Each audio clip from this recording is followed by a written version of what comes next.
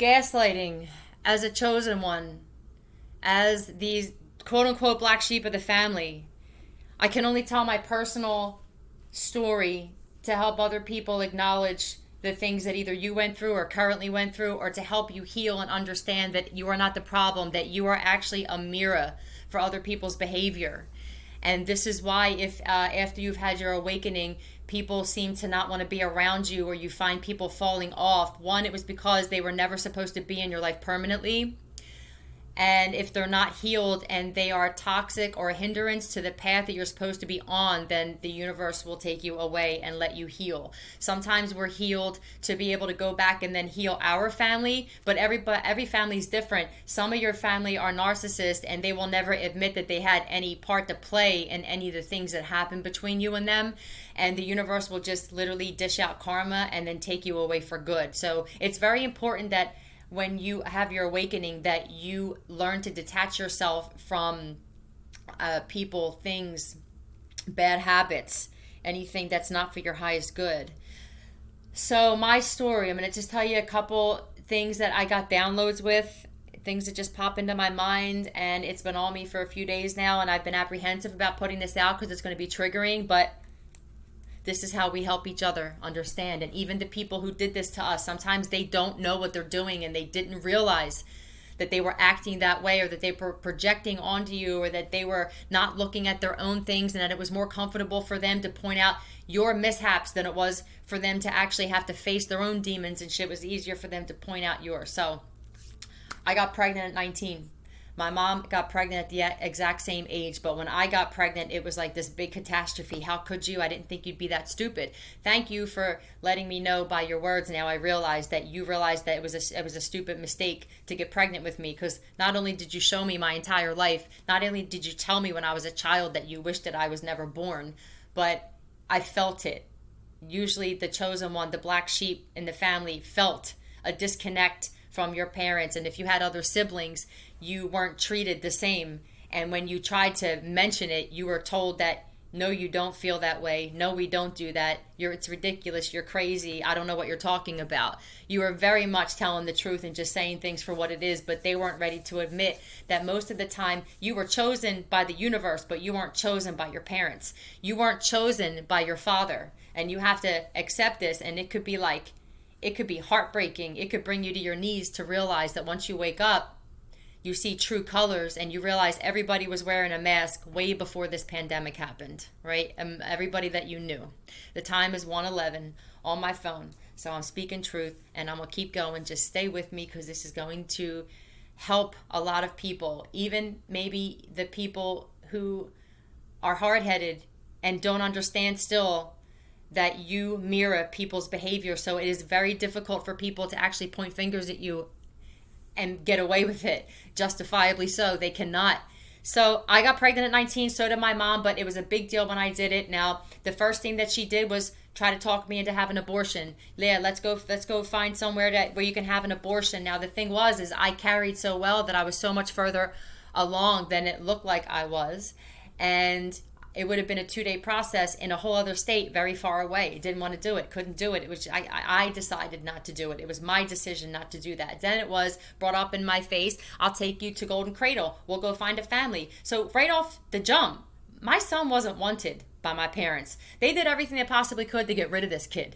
All right? This whole thing is going to sound like manipulation in a second. 4 minutes exactly on the video as I said that. So now I'm preparing now. I go to Golden Cradle and I'm preparing mentally, like, okay, so I'm not going to be in this kid's life one way or another, obviously. Like, it's not my decision, right? It always was your decision, though. That's why this kid still came.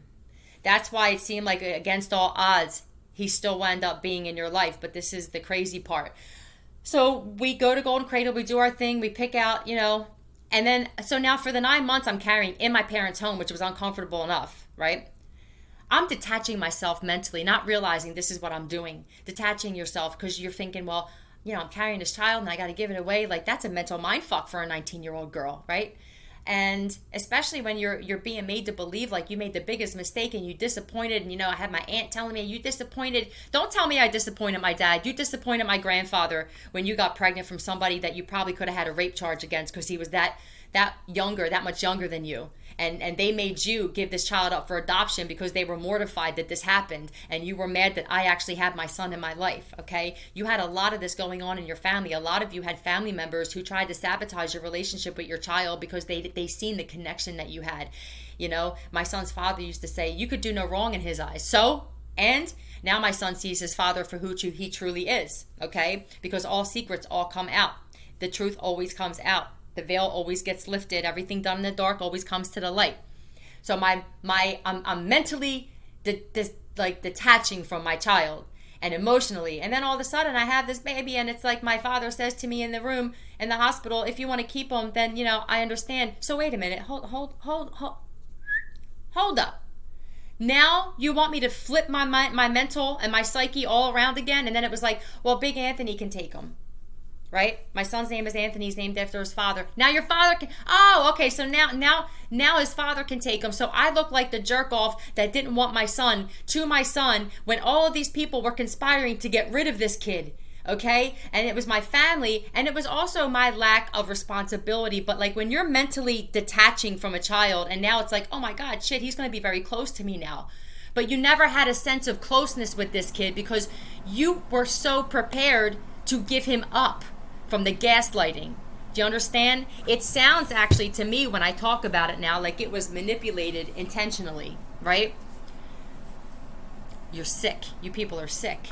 So, and the thing is, you're going to find out a lot of the people in your family were mentally ill, and there was a history and generational curse of mental illness, and a lot of them didn't want to admit it. So if you were ever told by your parent that you should go talk to somebody, you should be on medication, and they did, and some of them even forced you to be on medication, you were mirroring their behavior. Even if you did show signs of depression or a social anxiety disorder, it was because you were mirroring your parents' behavior. My boyfriend's mom used to say, you need to go talk to somebody about anxiety, and then the doctor said to him, this isn't your anxiety, it's somebody else's, right?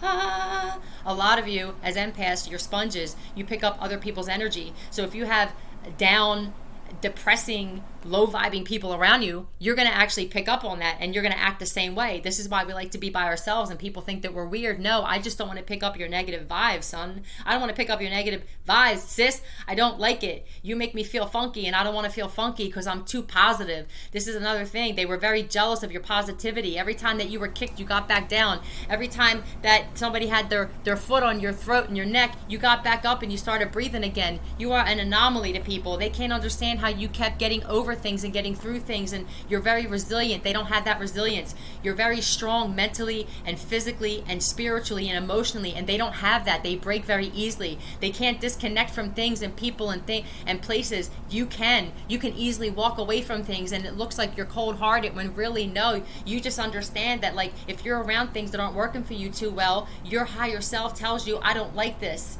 And you can spend a lot of time by yourself, and when you go into isolation mode, you actually learn and you better yourself, and you get to know yourself, and you realize you were nothing like you were made out to be by these people who were in your life. You're realizing that the person you molded to be was every one of them, a combination of everybody that you were around, because like I said, you mirror everyone else's behavior. So what they really didn't like was themselves.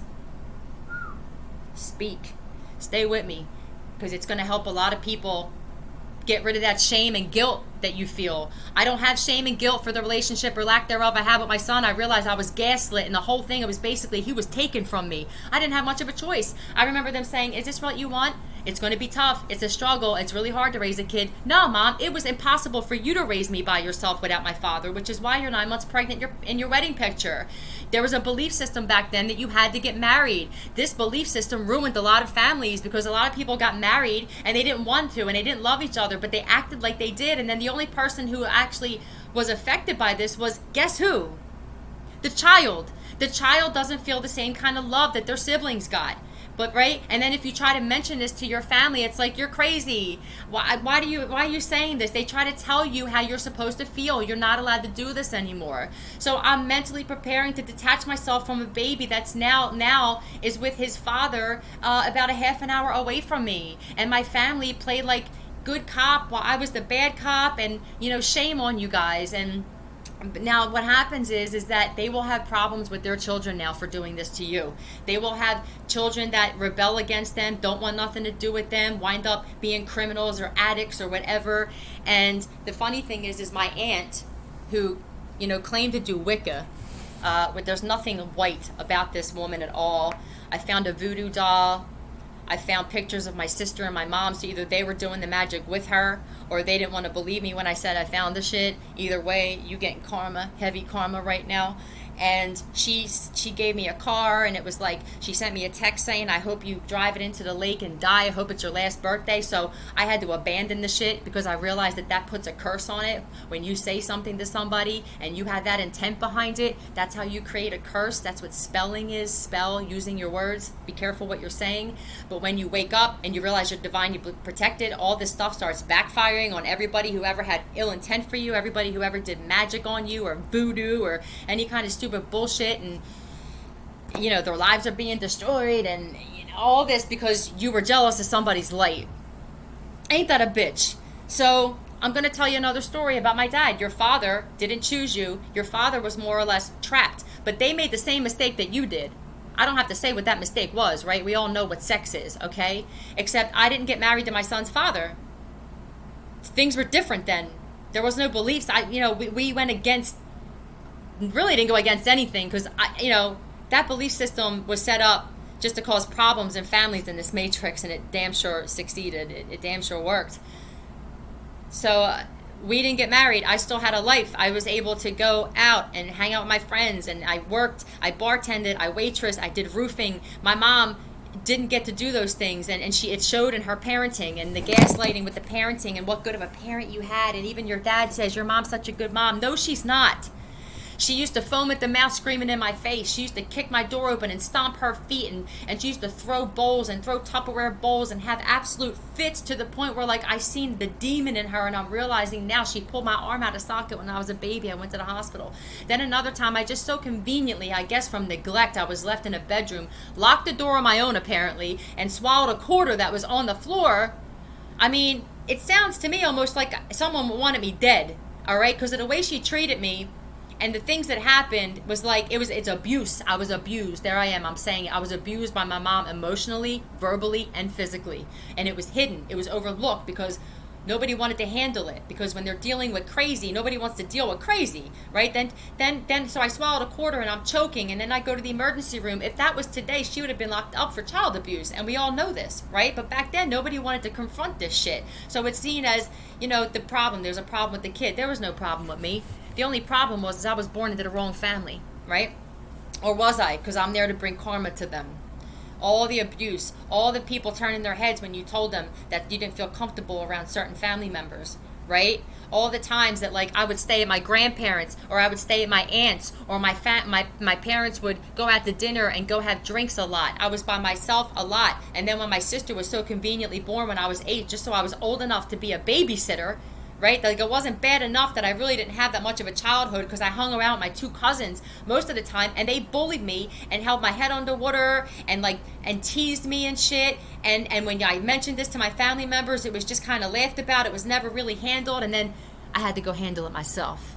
I'm going to leave it at that. But you notice that as an empath, you were the black sheep, supposedly. All right, which that don't even make any sense, because we all know that we weren't. It was just in disguise. God didn't show everybody your gifts and how special you were to everybody, because he knew they wouldn't appreciate it and that they would abuse the shit. Okay, let's keep it moving. So I was always spent time away from my parents, and they would have their friends come over and play pinochle and cards, and they would smoke pot and they would drink, and it was I never really had a relationship with my parents at all. My dad chose my sister. They knew that she was being born. They were happy about it. They had everything ready when she came back. I remember she came back from the hospital and shit, and then it just went from there. The constant reminder every single day that we love this kid more than we love you. And shit, that's okay, because you're healed now, and you can talk about it like this and understand that it is just what it is. It started from your parents. Everything is yeah, we love our kid when they're doing well. Your love's conditional and shit. Sorry, but it is. It's conditional. When you start making mistakes, it's what happened? You happened. You happened. You know, it's like the kid who's not getting attention and they start breaking shit and stomping their feet. It's like, this is what happened. My parents went out so much. Like the one day I just lit a lighter underneath a dry plant at the window watching them pull away. It was very demonic. I was mirroring their behavior. All right. The whole thing caught fire. The curtains, the plant, but I put it out myself. Because as an empath, you even a firefighter and shit and didn't even realize it. You had skills, you had talents that exuded everybody else's, but they were jealous, they were envious, whether it was your friends, your cousins and shit, your aunts. 1, 2, 3, it's 1:23 on the clock. So your mother, your dad. My dad taught me how to be a roofer. He taught me how to be a great worker. But once I started getting compliments that didn't have a connection to him, he started getting jealous and he started competing with me. You have to roll when that happens. It'll never work out, whether it's your boss, whether it's your family member who's a boss. Once someone is competing with you and jealous of you, it will never work out. Whatever dynamic it is, ever work out. So here's another story. So, all right, so now I'm made to be out like the parent who didn't want to be in her child's life. Wrong. You guys bulldozed me out of my son's life. I didn't even stand a chance from the jump, all right? You guys wanted him gone. Now you want to act like you're the savior. Save your parents and grandparents and shit. Get out of here. That's done. You're finished with that. So because he's going to understand this and he's watching my videos and he's going to know this and I know he's going to be like, shit, man, they really wanted to get rid of me and shit, you know? So true colors always comes out, boy. Then my dad picks me up. I did roofing with my dad, and he picks me up the one day. I could tell he's upset. He was upset and pissed off every time we went to work in the morning. And who did it? Ding, ding, mom. Mom did it. She pissed him off. She pushed his buttons, and she rubbed him the wrong way. And then he would take it out on the punching bag, his daughter, the one that helps him make money, the one that helped him make the money when all his other workers left him high and dry after he taught them everything he knew because you were loyal to a fault. You're loyal to a fucking fault. And this is another problem with the empaths. This is why we're so special, because we love our abusers. And when you're taken away from them, you really have to heal from it. You have to start putting boundaries up. You have to love them from afar. You have to say, I love you, but I can't look at you or talk to you anymore because you're not good for me and you're jealous of me. Or I'm mirroring your behavior. And because you guys are fucking up and placing it on me, I'm tired of mirroring this kind of behavior. I want to go mirror my own behavior. And then when you leave like I did, you finally get sober because you realize every time you were trying to do better, they dangled some pill or some kind of line of meth or something in your friggin' face. You don't realize how demonic the situation is. If they're not for you, they're against you, and you start to understand, man, I woke up and I seen that, like I said, people were wearing masks way before this pandemic, man. And they were the people closest to you. The enemy's not going to go to people you don't speak to. It's counterproductive, okay? We all know this at this point. So my dad, when he picks me up that day, he was just weird and short all day. And as empaths, we want to help everybody. We want to heal everybody. Don't fault us for that. Don't fault us because some other broad puts you in a mood and then your daughter, your child asks if you're okay and you scream back, don't ask me if I'm okay. How dare you? You'll never speak to me like that again because I said that you can't. I'm the one that said that you cannot. It's my choice whether you can talk to me with disrespect or not. And now my father won't talk to me again. And it's like, the irony is that he'll go and get a coffee and go get a breakfast sandwich and a donut and everything else this queen, who thought she was a queen, wanted because he was a servant to her. And he'll bring this to the abuser, the one who made him feel like that, but the one who wanted to ask how he was doing genuinely. He screamed in their face. And this is another thing with narcissists. They don't ever want to talk about anything because they're never wrong. Ain't this some shit? They don't take accountability. And their thing is just this. Here's what he said to me the next day. I don't want to talk about what happened yesterday. We're just going to push it under the rug, act like it didn't happen, okay? Okay, sorry about that. I had to pause. So the next day, because he knew he needed me to work. And if I really reacted the way I should have reacted, I wouldn't have went in that day until he apologized. I allowed my father to just say, and when he picked me up, look, I don't want to talk about what happened yesterday, okay? And I actually said, okay. Do you know how toxic that is? Do you know how fucking disgusting that is that you couldn't even apologize to your daughter for yelling at her like that? It's demonic. The principalities in these people don't like you. It is quite obvious, okay? So now there's another situation where my father used to restore cars, muscle cars. He was very good at it. He's very good at most things he does, all right?